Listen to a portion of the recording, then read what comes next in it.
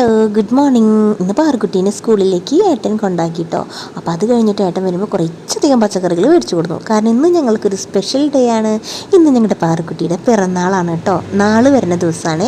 അപ്പോൾ പിറന്നാളാകുമ്പോൾ ഇതുപോലെ സദ്യയൊക്കെ ഉണ്ടാക്കിയിട്ട് ചോറൊക്കെ ഉച്ചയ്ക്ക് കൊടുക്കും.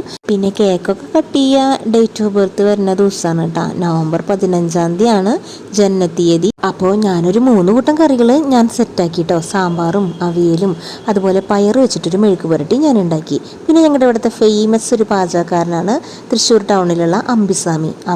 അവിടുന്ന് പോയിട്ട് കാളനും കൂട്ടുകറിയും അതുപോലെ പുളിഞ്ചി നാരങ്ങയും മേടിച്ചു കേട്ടോ. അപ്പം നിങ്ങൾ വിചാരിക്കും ഇവിടെ എന്താ ഇതൊക്കെ വെച്ചുണ്ടാക്കിയത്. ഡിസ്കിന് ചെറിയൊരു ബൾജ് ഉണ്ട് കേട്ടോ. അതുകൊണ്ട് എനിക്ക് കുറേ നേരം നിൽക്കാൻ പറ്റില്ല കേട്ടോ. അതുകൊണ്ടാണ് ഏട്ടനത് മേടിച്ചു കൊടുത്തത് കേട്ടോ. അല്ലെങ്കിൽ ഞാൻ തന്നെയാണ് എല്ലാം വെച്ചുണ്ടാക്കാറ്. പിന്നെ ഞാൻ വാരി കൊടുത്തു പാറുകുട്ടിക്ക്, അതുപോലെ ഏട്ടനും വാരി കൊടുത്തു കേട്ടോ.